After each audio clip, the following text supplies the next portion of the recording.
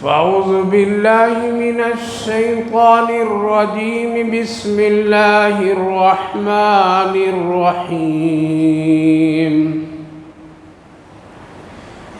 ولا تحسبن الذين قتلوا في سبيل الله أموات بل أحياء عند ربهم يرزقون.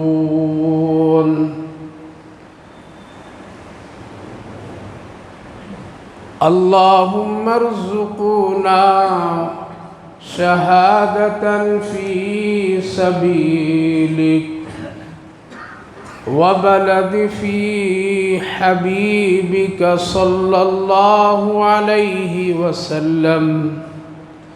صدق الله العظيم وصدق رسوله النبي الكريم ونحن على ذلك لمن الشاهدين والشاكرين والحمد لله رب العالمین.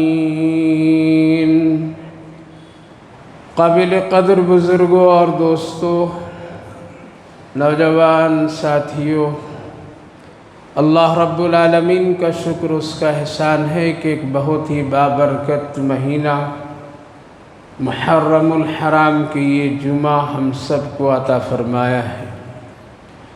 اللہ تعالیٰ اس مہینے کے خیر و برکت اور تمام ان بلاؤں و مصیبت سے بچا کر ہم سب کے لیے عافیت کا معاملہ فرمائے. محرم الحرام بہت ہی مقدس مہینہ ہے. بعض روایتوں کی روشنی میں عرض یہ کرتا ہوں کہ رمضان المبارک کے بعد اس مہینے کی زیادہ اہمیت اور فضیلت بتائی گئی ہے.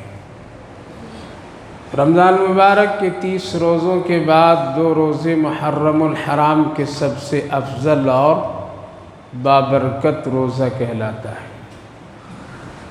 یہ مہینہ اپنے اندر بہت ساری خیر، بہت ساری تاریخی واقعات کو سمٹ کر کے رکھا ہے. بدنصیبی ہم لوگوں کی ہے کہ مسلمان 2-4 مہینے کو منحوس مہینہ سمجھتے ہیں. ان میں سے ایک محرم، صفر کو خاص کر. ان 2 مہینوں میں مسلمانوں کا نہایت ہی غلط عقیدہ ہے کہ یہ مہینہ منحوس ہے، نکاح اس میں لوگ کرتے نہیں. سارے شادی محل بالکل خالی پڑے ہوئے ہیں. نکاح کرنا لوگ سب عیب سمجھتے ہیں، کوئی مسلمان نہیں کرتا ہے. سفر کا مہینے میں بھی نہیں کرتے. کیوں بھائی نہیں کرتے ہیں؟ منحوس سمجھتے ہیں اسی لیے نا. تو اس میں جنازہ کسی کا نہیں اٹھتا ہے، بچے پیدا نہیں ہوتے ہیں. یہ مسلمانوں کی صحیح سوچ اور صحیح عقیدہ نہیں ہے. یہ کفر کا عقیدہ ہے. نہایت ہی ایمان کی کمزوری کی علامت ہے جو مہینوں اور دین کو منحوس سمجھے، بلکہ اپنے کیے ہوئے گناہوں کو منحوس سمجھنا چاہیے. یہ مہینہ بہت ہی خیر اور برکت اور اپنے اندر بہت ساری تاریخی واقعات اور حالات اس مہینے کے اندر جو رونما ہوئے ہیں، اور اللہ نے خاص کر اس مہینے کو جو چنا ہے، ساری چیزیں ہیں. دوسری غلط فہمی مسلمانوں میں، ہم سب میں یہ ہے کہ ہم لوگ یہ سمجھتے ہیں کہ یہ مہینہ صرف اور صرف حضرت حسین رضی اللہ عنہ نواسِ رسول کی شہادت کی بنیاد پر محرم کا مہینہ ہے، اور وہ بھی خاص کر 2-4 دن.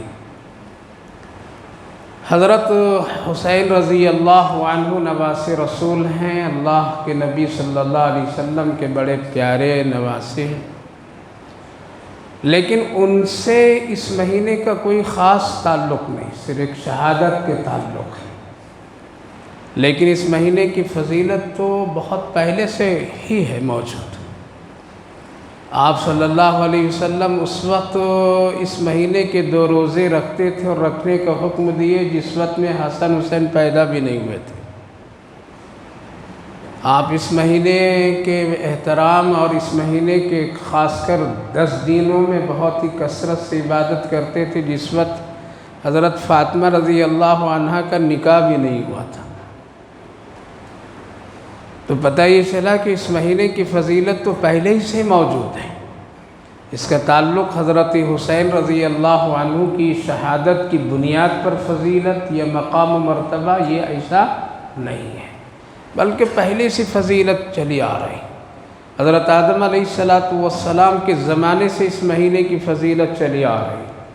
اسے جب تاریخ اٹھا کر کے دیکھتے ہیں تو ایک سے ایک واقعات اس مہینے کی ان 10 تاریخ یعنی 10ویں محرم یوم عاشوراء کے سلسلے میں ذکر ہے۔ حضرت آدم علیہ السلام کا دنیا میں آنا، توبہ کا قبول ہونا، حضرت نوح علیہ السلام کی کشتی کا نجات ملنا وغیرہ وغیرہ بہت ساری چیزیں، اور ان میں سے یہ بھی پہلے ہی فضیلت بتا دی گئی کہ اسی مہینے میں قیامت آئے گی 10ویں محرم کو، لیکن وہ سن و تاریخ کون سی ہو، اس میں سال وہ نہیں اللہ کے رسول صلی اللہ علیہ وسلم بتائے۔ جمعہ کا دن ہوگا یہ بھی اللہ کے رسول بتائے۔ تو بہت ساری فضیلت، اور آپ صلی اللہ علیہ وسلم نے فرمایا کہ جو 2 روزے رکھ لیتے ہیں اللہ تعالیٰ ان کے 1 سال بھر کے گناہوں کو اللہ معاف فرما دیتا ہے۔ 2 روزے رکھنے کا حکم آپ نے بڑی تاکید کے ساتھ فرمایا، اس کی تفصیلات انشاءاللہ عرض کرتا ہوں، لیکن یہ عرض یہ کرنا ہے کہ اس مہینے میں صرف حضرت حسین رضی اللہ عنہ کی شہادت ہی سے اس مہینے کی کوئی اہمیت اور فضیلت قائم نہیں، بلکہ ہاں اللہ نے مزید اس مہینے کو ایک بہت ہی بابرکت، تاریخی حیثیت، عظمت، حضرت حسین رضی اللہ عنہ کی شہادت سے اور 4 چاند لگا دیا۔ ورنہ شہادتیں تو بہت سارے لوگوں کی ہیں، بہت سارے لوگ شہید ہوئے ہیں، بڑے بڑے لوگ شہید ہو گئے اور شہادت کی تمنا کر کے لوگ شہادت حاصل کیے، لیکن ان لوگوں کی شہادت کا ہمارے پاس میں کوئی ذکر نہیں، کوئی تذکرہ نہیں، کبھی ہمارے خواب و خیال میں بھی ان کی شہادت کے نہیں آتے۔ بس ایک ہم لوگوں میں ایک ذہن میں یہ بیٹھ گیا کہ بس محرم حضرت حسین حضرت حسین حضرت حسین، اور پھر وہ بہت سارے خرافات، بدعات، غم، یہ ساری چیزیں سوار ہو گئے مسلمانوں پر۔ خاص کر ایک طبقے نے اس کو زیادہ پھیلایا، اور ہم جیسے کمزور عقیدے رکھنے والے اس سے متاثر ہو گئے۔ ورنہ حقیقت اگر دیکھیں تو اس مہینے سے متعلق بڑے بڑے کارنامے انجام دینے والوں کی بھی شہادت ہوئی۔ ان میں سے خصوصاً حضرت امیر المومنین عمر فاروق رضی اللہ عنہ کی شہادت اسی مہینے کی 1 تاریخ کو ہوئی ہے۔ حضرت عمر رضی اللہ عنہ دعا کیا کرتے تھے، شہادت کی بڑی تمنا تھی، بہت تمنا تھی، لیکن موقع نہیں مل پاتا تھا۔ دعا بھی عجیب کرتے تھے، اللہم ارزقنا شہادتاً فی سبیلک وبلد فی حبیبک صلی اللہ علیہ وسلم۔ بڑی عجیب و غریب دعا کرتے تھے، اللہ مجھے شہادت کی موت دیجیے، آپ اپنے راستے میں دیجیے مجھے، اور رسول اللہ صلی اللہ علیہ وسلم کی شہری میں دیجیے۔ یہ دونوں چیزوں کا جمع ہونا بہت مشکل۔ مدینے میں پھر جنگ ہونا، اس میں حضرت عمر رضی اللہ عنہ کے جنگ میں لڑائی لڑنا، اور حرم ہے مدینہ پاک، وہاں پہ جنگ ہو نہیں سکتی۔ اللہ تعالیٰ نے، اللہ کے رسول نے اس پر اب پابندی لگا دی کہ آپ کفر آ ہی نہیں سکتا ہے، تو جنگ کے کوئی سوال ہی نہیں۔ جب جنگ کی کوئی بات نہیں تو پھر شہادت کیسے ہو؟ یہاں سے علماء کرام لکھتے ہیں کہ شہادت کی صرف ایک ہی قسم نہیں کہ وہ جہاد اور جنگ میں جا کر کے اپنی جان کو شہادت اور موت کے حوالے کر دے، نہیں شہادت میں، بلکہ شہادت کی بہت ساری قسمیں ہیں۔ ایک آدمی حج کے لیے جا رہا ہے، راستے میں موت ہو گئی، شہید کہلائے گا۔ ایک آدمی کسی بے گناہ کو مار دیا، مر گیا، شہید کہلائے گا۔ ایک درجہ بدرجہ ہے۔ ایک آدمی پر دیوار گر گئی، مر گیا، شہید کہلائے گا۔ الگ الگ نوعیتیں ہیں۔ حلال روزی کمانے کے لیے محنت کر رہا تھا، اوپر چھت سے نیچے گر گیا، اس کو بھی شہید کا درجہ تھا۔ تو بہت ساری شکلیں ہیں شہادت کی، بہت ساری۔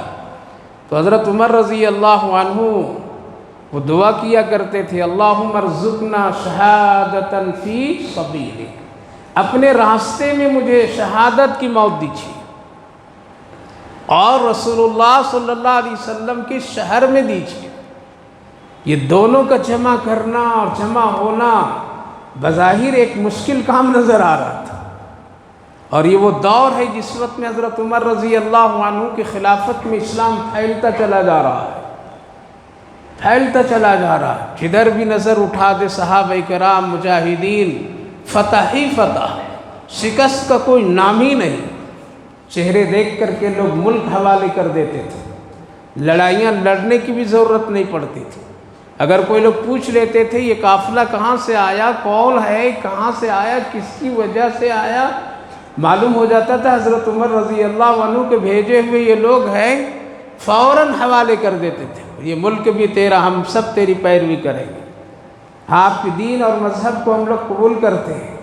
لڑائی لڑنے کی ضرورت نہیں پڑی، جنگیں نہیں ہوئی، بہت ہی کم جنگ حضرت عمر رضی اللہ عنہ کے زمانے میں ہوئے، ورنہ صرف لوگ گزرتے تھے اور دیکھ کر کے اسلام قبول کرتے تھے، نام صرف سنتے تھے اور اسلام کو قبول کر لیتے تھے۔ یہ قافلہ بھیجا ہوا کس کا ہے؟ یہ حضرت عمر کا ہے۔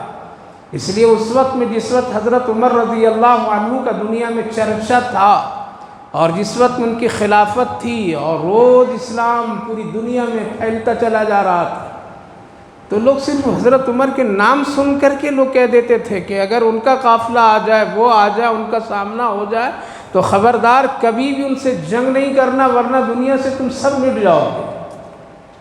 بڑے بڑے یہودی، بڑے بڑے دانشور لوگ لکھ دیتے تھے، خبردار ان سے تم مقابلہ نہیں کرنا، خوشی بخوشی ملک حوالے کر دو، بیت المقدس حوالے کر دو، اس کی اتباع کو قبول کر لو، اس سے جنگ نہیں کرنا۔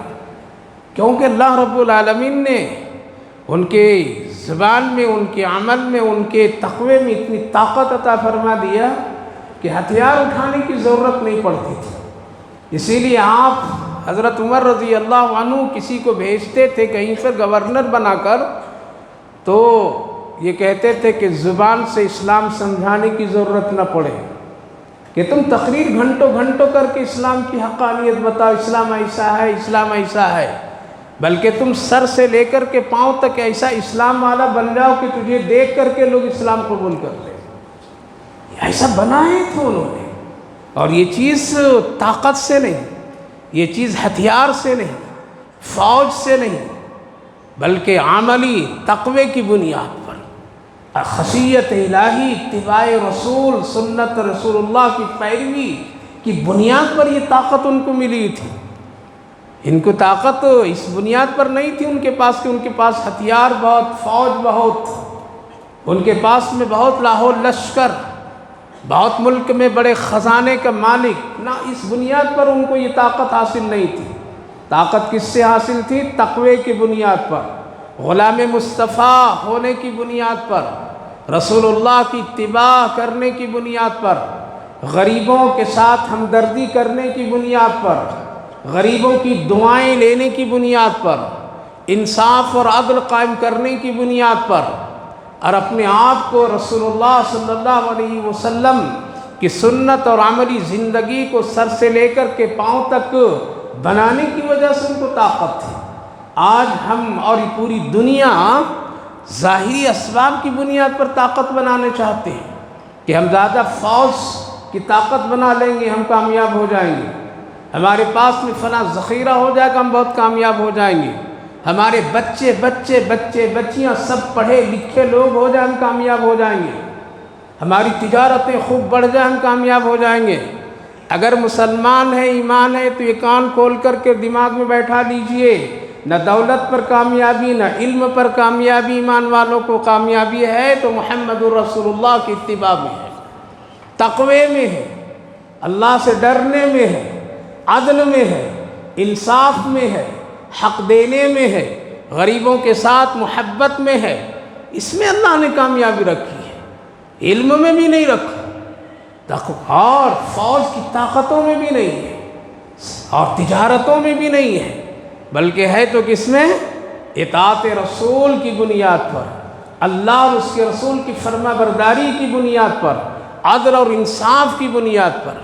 اسی لیے تو حضرت عمر رضی اللہ عنہ کے زمانے میں میرے بھائیو بزرگوں، آدھی دنیا سے زیادہ ان کی حکومت، لیکن وہ نہیں بدلے، وہ نہیں بدلے، اپنی زندگی کو شاہانہ اور بہت ہی تبدیلیوں کے ساتھ نہیں لائے، بلکہ صحابہ کرام رضوان اللہ عنہم اجمعین ایک مرتبہ دیکھیں کہ زیادہ اب مدینے میں لوگ آ رہے ہیں جا رہے ہیں، اور بڑے بڑے ملک کی جب فتح ہو رہے ہیں تو وہاں سے لوگ عمرہ بہت سارے لوگ آ رہے ہیں مشورے کے لیے، اور حضرت عمر رضی اللہ عنہ وہی لباس، وہی کپڑے، وہی پیوند، وہی ساری چیزیں، کچھ تبدیلیاں نہیں۔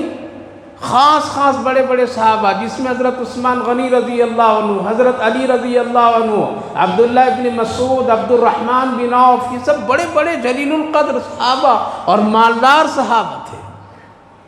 بیٹھ کر کے مشورہ کیے کہ کچھ حضرت عمر رضی اللہ عنہ کے سلسلے میں غور و فکر کرو، ان کے کپڑے کے پیوند ابھی تک ہٹے نہیں، ذرا کچھ اچھا کھانا پینا ان کے لیے انتظام کرو تاکہ وہ اچھا کھا پی کر کے رہیں، اور کچھ ان کے بیٹھنے کے لیے کچھ الگ ایک مقام، ایک حیثیت ان کو دو، ان کی خاص آفس ہو، گویا کہ ایک خاص بیٹھنے کا ایک محل ہو، خاص بیٹھنے کے ان کے لیے ایک نمایاں چیز ہو۔ کبھی لوگ آتے ہیں ڈھونڈتے ہیں کہاں ہے عمر، تو کوئی کہتا ہے کہ مسجد میں دیکھو، کوئی کہتا ہے کہ پہاڑ کی طرف دیکھو، کوئی کہتا ہے وہاں جا کر کے دیکھو۔ ایران سے لوگ آئے ملنے کے لیے، کہا کہ کہاں ہے عمر، تمہارا پارلیمنٹ ہاؤس کدھر ہے جہاں تم لوگ بیٹھ کے فیصلے کرتے ہو، عمر کا وہ جگہ کہاں ہے، کہاں ان سے ملوں، کہاں سے ان سے بات کروں۔ یہ ایران کے وفد بڑے مالدار لوگ آئے ہیں بادشاہ کی طرف سے، کہا کہ ڈھونڈو دیکھو جا کر کے کہیں مسجد میں ہوں گے، اگر وہاں نہیں ہوں گے تو احد کے پہاڑ کی طرف جا کر کے ڈھونڈو۔ آئے تو حضرت عمر مسجد کے کونے میں سر کے ہاتھ نیچے رکھ کر کے سو رہے ہیں، آدھی دنیا پر حکومت کرنے والا، ایک گلی کا کونسلر آج ایسا نہیں ہو سکتا ہے، مسجد میں بیٹھے سو رہے ہیں۔ میرے بھائیو بزرگوں، زندگی تقوی سے وہ طاقت بنائے تھے، ہم لوگ ظاہری چیزیں سے۔ لوگوں نے کہا کہ یہ بات کون کرے کہ بیت المال سے ان کے لیے کچھ وظیفہ بڑھا دیا جائے، کون بات کرے، کسی میں ہمت نہیں ہوئی۔ مشورہ کیے لوگ کہ یہ بات حضرت ام المومنین عائشہ صدیقہ رضی اللہ عنہا ہی کر سکتی ہے، ان کی بات یہ مانتے ہیں۔ ان سے لوگوں نے کہا کہ آپ بلا کر کے ان کو کہیے کچھ وظیفہ بڑھا لے اپنا اور کپڑے میں تبدیلی پیدا کر لے۔ حضرت عمر رضی اللہ عنہ کو بلائی، حضرت ام المومنین عائشہ صدیقہ رضی اللہ عنہ بھاگے گئے، بولو ماں کیا کہنا ہے؟ کہا کہ ایسا، کہا کہ مجھ سے زیادہ آپ رسول اللہ کی زندگی کو جانتی ہیں۔ کیا رسول اللہ بدل گئے؟ اللہ نے فرمایا تھا کہ اے میرے نبی، اگر تم چاہو تو احد کے پہاڑ کو میں سونا بنا دوں اور تیرے قدموں کے نیچے چلا دوں اس کو، یہ چاہیے یا وہ چاہیے؟ اے ام المومنین عائشہ صدیقہ رضی اللہ عنہ بتا، کیا نبی نے قبول کیا؟ جب میرے آقا نے قبول نہیں کیا تو عمر بھی نہیں قبول کریں گے۔ لوگ آ کر کے پوچھے کیا وہ بات بنی؟ کہا کہ تیری نظر تو دنیا والوں پر ہے، عمر کی نظر رسول اللہ پر ہے۔ میرے بھائیو بزرگوں، آج مسلمان اور ہم لوگ کیا ہے، دنیاوی طاقت حاصل کرنے کے لیے، کامیابی حاصل کرنے کے لیے مادی دنیا کی چیزوں کے پیچھے پڑے ہوئے، جس میں اللہ نے کامیابی رکھی، حکومت و سلطنت کی کامیابی رکھی ہے، پوری زندگی کی کامیابی رکھی ہے، اس کے طرف نہیں۔ غریب تڑپتا رہ جاتا، ہم دیکھنے کے لیے تیار نہیں ہوتے، ماں باپ تڑپتے رہ جاتے، ہم دیکھنے کے لیے تیار نہیں ہوتے ہیں۔ ہم سب کچھ اپنے آنکھوں کے سامنے گناہ کرتے کراتے دیکھتے ہیں، ہمارے اندر کوئی تبدیلیاں نہیں آتی ہیں، کامیابی نہیں ملے گی۔ حضرت عمر رضی اللہ عنہ اتنے بڑے حکمراں تھے، رات میں چین سے سوتے نہیں تھے، مقرر کرتے تھے آج 3 گلیوں کا مجھے دورہ کرنا۔ کتنے؟ مدینے کے 3 گلیوں، 3 راستے، فلاں گلیوں میں دیکھ جیسا لینا ہے، کبھی مصلی پر، کبھی تو وہاں۔ آج تو بڑے بڑے لوگ عہدے پر بیٹھے فجر کی نماز تک نہیں پڑھتے، وہ تو کبھی مصلی پر، کبھی گلیوں میں بھاگتے تھے، کبھی غریبوں کی طرف جاتے تھے، کبھی ادھر جاتے تھے، کبھی ادھر جاتے تھے۔ گئے ایک طرف، آ گئے، وقت ہو گیا فجر کی نماز کی، آئے بڑی جلدی پڑھائیں۔ ایک گلی کی خبر ان کو لگی تھی کہ ایک بوڑھی عورت وہاں ہے، بڑی ضرورت مند ہے، جا نہیں سکے۔ فجر نماز جلدی سے پڑھے، اب اجالا، رات میں ذرا سا لوگ دیکھ نہیں پاتے تھے، پہچان نہیں پاتے تھے حضرت عمر رضی، جوتیاں اپنے بازو میں دبا لیتے تھے تاکہ ان کی جوتی کی آہٹ بھی نظر نہیں سنائی دے۔ اب اجالا ہو گیا تو انہوں نے جلدی سے کیا کیا، ایک نقاب کی طرح کپڑے ڈال لیے، بھیس بدل لیے تاکہ مجھے وہ بوڑھی عورت پہچان نہ سکے یا گلیوں میں کوئی پہچان نہیں سکے۔ گئے، جا کر کے اس بوڑھی دروازے کھٹکھٹائے، کہا کہ کیا حال ہے؟ کہا کہ کیا حال پوچھتے ہو؟ میرے شوہر بھی شہید ہو گئے تھے، بیوہ ہوں، بچے بھی نہیں ہیں، کیا پوچھنے کے لیے تم آئے ہو؟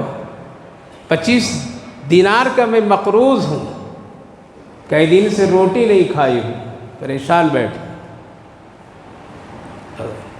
دل پر ہاتھ رکھ کر کے ذرا آج اگر بیٹھے جمعہ میں تو ذرا سوچیے، بدلیے اپنے آپ کو۔ بر اعظم کی اتنی بڑی حکومت رکھنے والی، دنیا میں آدھی حکومت سلطنتوں کا مالک، جن کی رائے پر قرآن اترتا تھا، جن کے فیصلے پر رسول اللہ بھی اپنے فیصلے بدل دیتے تھے، ہم لوگ کیا ہیں؟ کہاں ہے ایمان؟ جنت چلے جائیں گے، قبر آسان ہو جائے گا؟ یہ موج و مستی کی زندگی کوئی کامیابی نہیں ہوگی۔ کون ہو تم؟ کہا کہ بولو، میں ضرورت پوری کروں گا۔ کون ہو نہیں وہ پوچھو مت میری ماں، پوچھ کیا ہے، کیا پوچھتے ہو؟ 25 دینار کا میں مقروض، کئی دن سے روٹی کھائی نہیں ہوں، بیوہ شوہر نہیں ہے، بچے بھی نہیں ہیں، جاؤں تو جاؤں کہاں؟ حیا اجازت نہیں دیتی ہے۔ کہا کہ عمر نے خبر نہیں لی تمہاری؟ کہا کہ وہ عمر بھی میری خبر نہیں لی ہے، میں اس کی شکایت رسول اللہ سے مرنے کے بعد کروں گی۔ اللہ، یہ بات کہنا تھا، حضرت عمر اندر اندر پگھلنے لگے۔ کہا کہ عمر کی کیا خبر تجھے کہ تو کس حال میں ہے؟ کیسے اس کو معلوم کہ تم کس حال میں ہو، تیرے پر کتنے قرضے ہیں، کیا ہے؟ بڑھیا جواب دیتی ہے کہ اگر عمر امیر المومنین ہے اور وہ اس کو خبر نہیں ہے تو اس کو اس عہدے پر رہنے کا حق نہیں ہے۔ آج ہے اسی بات کو کہنے والا، اگر کہہ دے تو پھر رات اور دن میں تبدیلیاں نہ کر دے۔ حق نہیں اس عمر کو امیر المومنین بننے کا، ہمیں ضرورت نہیں کہ اس کے پاس جانے کا، بلکہ اس کو معلوم کرنا چاہیے تھا کہ ہمارے دور خلافت میں کہاں کون کس حال میں ہے۔ بھاگے بھاگے آئے، جلدی سے دینار لیے اور کچھ لیے اور پھر پہنچے۔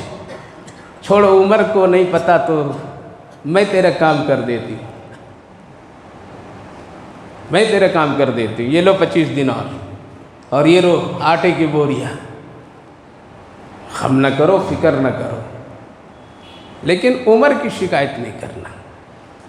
دیکھو کتنا چھپا رہے، کتنا چھپا رہے۔ ابھی یہ سورج کے اجالے ابھی پھیلے نہیں تھے مدینہ طیبہ میں۔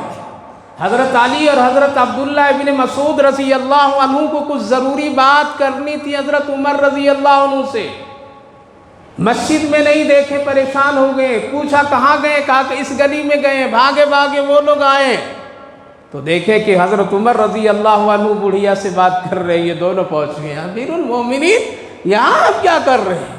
یہ سننا تھا امیر المومنین۔ بڑھیا چونک گئی، عمر میرے پاس، معاف کر دو۔ کہا کہ نہیں نہیں، معاف، تو اپنے حق پر ہے، میں مجرم ہوں، اللہ، میں مجرم ہوں۔ اب چلو بات بڑی اچھی ہے، علی، عبداللہ ابن مسعود، یہ بڑے بڑے صحابہ ہیں،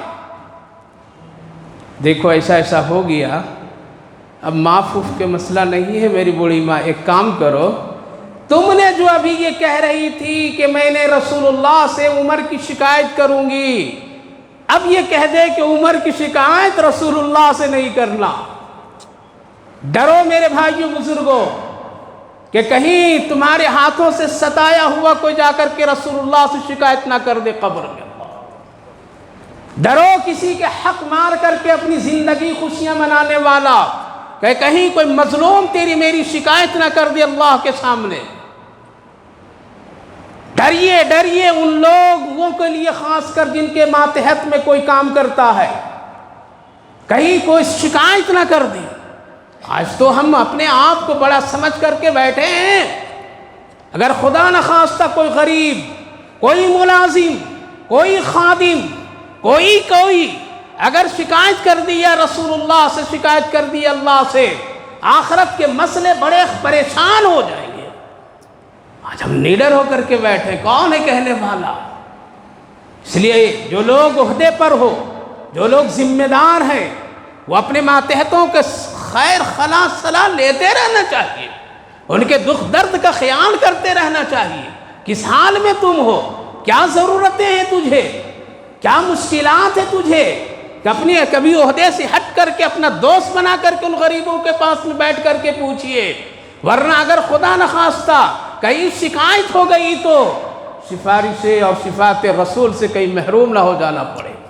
بڑھیا تو یہی تو کہہ رہی تھی کہ عمر کی شکایت میں قبر میں محمد عربی سے کر دوں گی، اس لیے کہ اس نے میرا خبر نہیں لیا ہے۔ آج کتنے ایسے ذمہ دار ہیں جن کے ماتحتوں میں غریب سہتا چلا جاتا ہے، چاہے وہ دینی ادارہ کا ذمہ دار ہو، چاہے وہ کسی سیاسی طبقے کا ہو، چاہے وہ کسی گھریلو خاندان طبقے کا ہو، نہ جانے کتنے ستائے جا رہے ہیں، اور ہم اور آپ اس کی کبھی خبر نہیں لیتے ہیں، دل پر احساس تک نہیں ہوتا ہے کہ کہیں خدا نخواستہ میرا پڑوسی میری شکایت کر دے گا، میری بیوی میرا شکایت کر دے گی، پتہ نہیں میرے ماتحت میں کام کرنے والا، یہ مؤذن، یہ خادم، یہ مدرسین اور یہ فلاں فلاں کہیں شکایت نہیں رسول اللہ سے کر دے تو پھر کیا بنے گا، کیا بگڑے گا؟ ڈرنا چاہیے، ڈرنا چاہیے۔ حضرت عمر رضی اللہ عنہ کہنے لگے، بوڑھی ماں ایک کام کرو، میری شکایت رسول اللہ سے نہیں کرنا قبر میں۔ کہا کہ جاؤ عمر، نہیں کروں گی شکایت۔ کہا کہ ایک پرچی لو، اس پر لکھ دو کہ میں شکایت نہیں کروں گی۔ اللہ کون ہے یہ جن کی نیکیاں ستاروں سے بھی زیادہ، جو رسول اللہ کے قبر مبارک کے بابوں میں آرام فرما رہے؟ ہم تم ڈرتے نہیں ہو گناہ کر کے، حق مار کر کے ڈرتے نہیں ہو، ستا کر کے نہیں ڈرتے ہو، ظلم کر کے نہیں ڈرتے؟ ہم لوگ ڈر رہے ہیں، شکایت نہیں کرنا۔ لکھ دو میری بڑی ماں، اس پہ دستخط کر دو، کہہ دو کہ میں شکایت نہیں کروں۔ بڑھیا لکھ دیتی ہے۔ کیا کہتے ہیں حضرت عمر رضی اللہ عنہ، اے علی، عبداللہ ابن مسعود تو بھی دستخط کر دے تاکہ گواہ بن جاؤ، گواہ بن جاؤ۔ جب دونوں دستخط کر دیے، بوڑھی ماں بھی دستخط کر دی، تو کیا فرمایا وہ نوٹ کیجیے، اے علی ذرا خاص خیال رکھنا، میری موت پہلے ہو جائے تو یہ پرچی میرے کفن میں جوڑ کر کے قبر میں رکھ دینا، اللہ، تاکہ اگر یہاں ضرورت پڑے تو میں آقا کو دکھا سکوں کہ اللہ کے رسول ہے میرے محبوب۔ جس بڑھیا نے شکایت کرنے کی کہی تھی وہ دیکھے دستخط کر کے لے کر کے آئی ہوں۔ گناہوں کو ڈھیر لے کر کے قبر میں مت جائیے، کفن مت پہنیے گناہوں کے ساتھ، ظلم کے ساتھ، پاک صاف ہو کر کے جائیے۔ محرم الحرام کا یہی پیغام ہے، صرف کھانے پینے کا نام محرم نہیں، کالے کپڑے پہننے کا نام محرم نہیں، سیر و تفریح کا نام نہیں، بلکہ محرم کا یہی پیغام ہے۔ حضرت عمر رضی اللہ عنہ اور حضرت حسین رضی اللہ عنہ کی ہمیشہ ہمیشہ ظالم کو موقع نہیں دینا اور مظلوم کو کبھی ستانا نہیں، حق پر قائم رہنا، عدل کے ساتھ رہنا، تبھی تو وہ لوگ کامیاب ہوئے، تبھی تو کامیاب ہوئے۔ کفن میں رکھ دینا میرا یہ ہے، کفن میں رکھ دینا میرا یہ، کہتے رہے حضرت عمر رضی اللہ عنہ۔ اور جو لوگ بھی حضرت عمر رضی اللہ عنہ کی پیروی کیے، جب جب ملک کے اور سلطنت و حکومت چلانے والے، قسم خدا کی ان کی حکومت کامیاب ہوئی، اور وہ دنیا میں بھی کامیاب، آخرت میں بھی کامیاب۔ حضرت محمود غزنوی علیہ الرحمہ ایک بہت بڑے اللہ والے اور بادشاہ گزرے ہیں۔ آئے ایک شخص مزدور، کہا کہ ایک شکایت ہے میری۔ کہا کہ بولو، کہا ہے؟ کہا کہ آپ کا نام لے کر کے کہتا ہے کہ میرے بھانجا، میرے آپ کا بھانجا ہے وہ بتاتا ہے، اور وہ آتا ہے میرے گھر میں رات کی تاریکی میں، آدھی رات میں آتا ہے۔ میری بیوی بڑی خوبصورت ہے، وہ مجھے ہاتھ پکڑ کر کے گھر سے باہر کر دیتا ہے اور ظلم کے ساتھ میری بیوی کے ساتھ رات گزارتا ہے۔ وہ کہتا ہے میں محمود غزنوی کا بھانجا ہوں، سہ سہ کر کے تھک گیا، آپ کچھ میرے ساتھ انصاف کیجیے۔ اللہ اکبر۔ حضرت محمود غزنوی علیہ الرحمہ کہنے لگے کہ ٹھیک ہے، جب وہ آپ آ جائے گھر میں تو فوراً آنا۔ درباریوں کو بلایا اور کہا کہ یہ رات کی کسی بھی وقت آ جائے، اس کو روکنا نہیں، سیدھے میرے خاص حجرے میں لا کر کے اس کو پہنچا دینا۔ جب وہ آیا نوجوان اور یہی حرکت کی تو فوراً یہ بھاگے گئے، اور جانے کے بعد میں کہاں آ گیا ہے وہ آپ کا بھانجا کہنے والا، اور مجھے گھر سے نکال دیا ہے، میرے گھر میں وہ تنہا ہے۔ حضرت محمود غزنوی علیہ الرحمہ اللہ اکبر اسی حال میں نکلتے ہیں، ہاتھ میں تلوار لیتے ہیں اور آگے بڑھتے ہیں، اور کہا کہ جاؤ، اگر گھر میں چراغ جل رہا ہو، روشنی ہو تو اس کو بجھا دینا۔ کہ جلدی سے روشنی کے بجھائے۔ حضرت محمود غزنوی علیہ الرحمہ وہ اللہ والے تھے، اللہ اکبر، بادشاہ بھی تھے، ولی بھی تھے۔ آج تو سورہ فاتحہ بھی نہیں پڑھنے آتا ہے اور وہ پتہ نہیں کیا کیا بن جاتے ہیں۔ بادشاہ بھی تھے، ولی تھے، عاشق رسول تھے، جس نے کہا تھا کہ میں بے وضو ہوں، اسی لیے تیرے بیٹے کا نام محمد لے کے نہیں پکارا۔ اللہ محمد کا نام بھی بے وضو نہیں لیتے تھے، اتنے بڑے وہ عدل و انصاف قائم کرنے والے ہوتے تھے، اسلام اور دین پر اتنے پکے سچے ہوتے تھے۔ یاد رکھیے، نجات نہیں ملے گی جب تک کہ ہم اور آپ اللہ اور اللہ کے رسول کی اطاعت کر کے کوئی نیکی کا کام نہیں کریں گے۔ حضرت محمد غزنوی علیہ الرحمہ سیدھے اندھیرے حال میں داخل ہوئے، نوجوان کو پکڑا اور اس کو فوراً اسی وقت قتل کر دیا، اور کہا کہ اب چراغ بھی جلا دو اور مجھے ایک گلاس پانی پلاؤ۔ پانی دیا گیا، چراغ جلایا گیا، غور سے دیکھ کر کے کہا الحمدللہ۔ کیا کہا؟ پانی گلاس پیے اور کہا کہ جاؤ میرے بھائی، اب تیرے گھر میں کوئی بھی نہیں آئے گا۔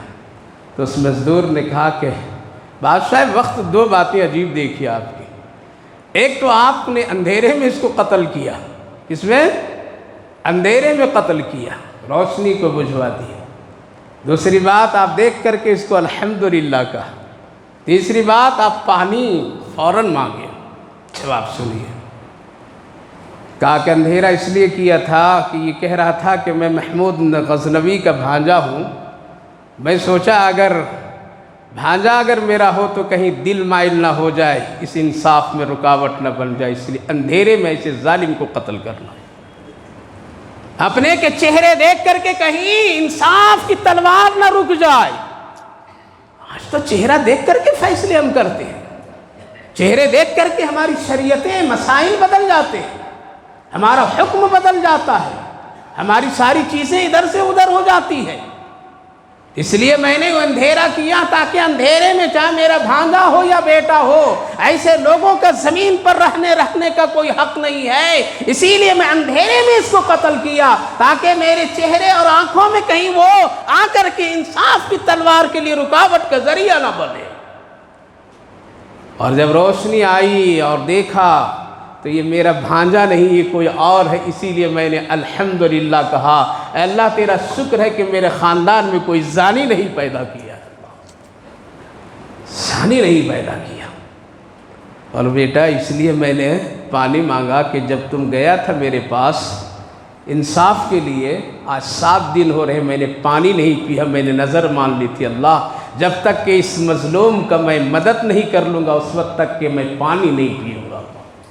تیری مدد کر دی میں نے اللہ کی مدد سے، کام کر دیا تیرا، اب میں خوش ہوں، اسی لیے نظر میری پوری ہو گئی، اب میں پانی اس لیے پی رہا ہوں، آج پیا 7 دن کے بعد۔ میرے بھائیو بزرگوں، یہ سبق سیکھے تھے حضرت عمر رضی اللہ عنہ سے کہ جب مدینہ طیبہ کے ارد گرد میں قحط آ گیا تھا اور جب بڑے لوگ دانے دانے کے لیے ترس رہے تھے اور کسی نے لا کر کے شہد کی شربت پیش کیا تو اوپر نیچے دیکھنے لگے اور کہنے لگے عمر شہد کی شربت نہیں پی سکتا ہے، اس لیے ابھی پورے مدینے میں قحط بتایا ہے عمر شہد پیے اور عمر کے لوگ پیاسے بھوکے رہے، یہ عمر کو زیب نہیں دیتا ہے۔ کل میری کوئی شکایت اگر اللہ کے رسول کے سامنے کر دیا تو عمر کو جواب دینا مشکل ہوگا۔ تم ٹھاٹ باٹ سے کھاؤ، مزے سے کھاؤ، لطف لے کر کے کھاؤ، اپنے بچوں کو لیے سب کچھ کرو، لیکن اپنے ماتحتوں کا خیال نہیں رکھو، اپنے پڑوسیوں کا خیال نہ رکھو، اپنے رشتہ داروں بھائی بہنوں کا خیال نہیں رکھو۔ کوئی شکایت کر دیا تو بہت مشکل ہوگا، بہت مشکل ہوگا۔ میرے بھائیو بزرگوں، ہم اور آپ کامیاب ہوں گے اسی وقت جب ہم پیروی کریں گے صحابہ کرام رضوان اللہ علیہم اجمعین کی۔ لہذا حضرت عمر رضی اللہ عنہ دعا کیا کرتے تھے؟ اللہم ارزقنا شہادتاً فی سبیلک، اے میرے پروردگار میں شہید ہونا چاہتا ہوں، شہادت کی موت چاہتا ہوں، مجھے آپ شہادت ضرور دیجیے، اپنے راستے میں دیجیے۔ اور اللہ کے میں اپنے حبیب کے دیار میں شہید ہونا چاہتا ہوں، مدینے میں محبت کرتے تھے۔ دونوں چیزیں بڑا مشکل، لیکن اللہ جب چاہتا کر دیتا ہے۔ ایک ابو لولو مجوسی جو تھا بڑی دنوں سے طاق میں تھا کہ حضرت عمر کو کب میں چھرا بھونکوں، کب اس کو ماروں، کب اس کو ختم کروں۔ لہذا فجر کی نماز میں حضرت عمر رضی اللہ عنہ کھڑے ہیں، وہ بازو میں آ کر کے کھڑا ہوا، پہلی رکعت میں انہوں نے کیا کیا، اس نے چھرا مارا حضرت عمر رضی اللہ عنہ کے پیٹ میں، آپ گرے، اور وہاں سے پھر نماز دوسروں نے پوری کی، اور پھر اسی زخم کے تاب نہ لا کر کے آپ کی شہادت ہوئی۔ کیا ہوئی؟ شہادت ہوئی۔ کہتے تھے اے بیٹا مجھے سجدے کی حالت میں کر دو۔ حضرت عبداللہ ابن عمر کہتے میں نے اپنے والد کو دیکھا جب موت قریب تھی اور شہادت قریب تھی، سجدے کی حالت میں تھے، داڑھی بڑی لمبی تھی، سفید ہو گئی تھی، آپ زمین پہ یوں رگڑ کے کہتے تھے اے اللہ مجھے معاف کر دینا، اے اللہ مجھ سے میرے رسول خوش ہو جانا۔ اسی حال میں مرے، اسی حال میں موت آئی، اسی حال میں شہادت آئی۔ آخری میں انہوں نے کہا تھا میرا خواہش ہے، میری خواہش ہے کہ میں رسول اللہ کے قبر میں میری دفن ہو۔ کیسے ہوا تھا؟ بس دو باتیں بتا کر کے ختم کرتا ہوں۔ بیٹے کو بھیجا، جاؤ اماں عائشہ سے کہہ دو کہ عمر کی خواہش ہے۔ گئے حضرت عبداللہ ابن عمر اور جا کر کے کہنے لگے ایسا ایسا ہے، کہا کہ جاؤ میں اپنی جگہ جو رکھی تھی میں عمر کو دے دیتی ہوں۔ حضرت عائشہ صدیقہ رضی اللہ عنہ نکالے سامان حجرے سے اور باہر ہو گئے، کہا کہ لیا عمر کو یہیں دفن کریں گے۔ میرے بھائی بزرگوں، حضرت عمر کو خوشخبری جب دی گئی تو انہوں نے کہا بیٹا ایسا نہیں کرنا، بلکہ دروازہ خود روض اقدس کا مت کھولنا، یہ ام المومنین کی محبت کی وجہ سے مجھے جگہ دی ہے، لیکن ہو سکتا ہے رسول اللہ نہ چاہیں تو میں رسول اللہ کا دل نہیں توڑنا چاہتا، اس لیے دروازہ خود نہیں کھولنا، میرا جنازہ رکھ دینا دروازے کے سامنے، سلام پیش کر دینا رسول اللہ سے اور کہہ دینا عمر اندر آنا چاہتے ہیں، اگر اجازت ہو تو اندر لاؤ، اگر اجازت نہ ملے تو مجھے جنت البقیع میں دفن کر دینا۔ جب جنازہ لے کر کے لوگ پہنچے ہیں، قسم خدا کی حدیث اٹھائیے، تاریخ پڑھیے، ایسے عاشق رسول کے، ایسے شہیدوں کی، اپنے آپ روض رسول کا دروازہ کھلا ہے، کھولنے کی ضرورت نہیں پڑی، ہاتھ لگانے کی ضرورت نہیں پڑی۔ اللہ کے رسول نے پیشین گوئی فرما دی تھی پہلے کہ قیامت جب ہوگی اور لوگ قبروں سے جب اٹھیں گے، ہم اٹھیں گے، میرے بازو میں ابو بکر ہوں گے اور میرے بازو میں عمر ہوں گے۔ اللہ اکبر، اس پیشین گوئی کی تکمیل ہوئی۔ اللہم ارزقنا شہادتاً فی سبیلک، نماز کی حالت میں شہادت، زخم ہونا، یہ اللہ کے راستے میں شہادت، نبی کے شہر میں موت، نبی کے شہر میں شہادت، اور نبی کے روضے پر آپ کو یہ جگہ ملی ہے، اس سے بڑا خوش نصیب کون ہوگا؟ تاریخ پڑھیے، اگر کوئی آپ چاہتے ہیں کہ ہم اپنی زندگی کو بنائیں، آپ کوئی ذمہ دار ہیں تو حضرت عمر کی کتابیں سیرتیں پڑھیے تبھی آپ صحیح کام کر سکتے ہیں۔ اگر حضرت عمر کی کتاب سیرت آپ نہیں پڑھیں گے تو یاد رکھیے آپ کبھی بھی انصاف اور صحیح کام کر ہی نہیں سکتے ہیں۔ اس لیے محرم الحرام کی پہلی تاریخ میں شہادت کس کی ہوئی؟ حضرت عمر رضی اللہ عنہ کو، ان کو بھی یاد کیجئے، اور حضرت حسین رضی اللہ عنہ کی شہادت ایک عظیم شہادت ہے جو پورے خاندان نبوت کربلا کے میدان میں حق کے ساتھ سب کو لگا دیے، جس کو اللہ نے قبول کیا اور پوری دنیا یاد کرتے رہے گی۔ محرم الحرام بہترین مہینہ ہے، بس دو کام، دو روزہ رکھنا، کتنے؟ کوئی آگے پیچھے رکھ لے وہ الگ بات، لیکن 2 9ویں اور 10ویں رکھیے، کتنے؟ 2۔ بس یہ روزہ بڑی اہم ہے۔ بہترین کھائیے، بہترین کھلائیے، بہترین کھائیے، بہترین کھلائیے، پاک صاف بہترین کپڑے پہنیے۔ آپ کثرت سے اللہ کے رسول پر درود پڑھیے، قرآن پڑھیے، ذکر کیجیے۔ انفرادی اجتماعی کوئی حکم نہیں ہے، کوئی نہیں کہ ہم آ کر کے اس سے کوئی گانا بجانا، تماشا، جلوس بازی، ہنگامے، کچھ بھی نہیں ثابت ہے۔ اور یاد رکھیے جو کام سنت کے مطابق ہو وہی بارگاہ نبوت میں مقبولیت ہے۔ سنت کے خلاف آپ کتنے اچھے کر لیں گے، کوئی بھی کام مقبول نہیں ہے۔ اس لیے محرم کی اتنی تاریخ ہے، 2 روزہ اور اچھا کھانا کھلاؤ، اپنے بچوں کو، دوستوں کو، غریبوں میں تقسیم کرو، اچھے کپڑے پہنو اور عبادت اپنے خاص کرو۔ اللہ آپ کو بھی توفیق دے، ہمیں بھی اس کی توفیق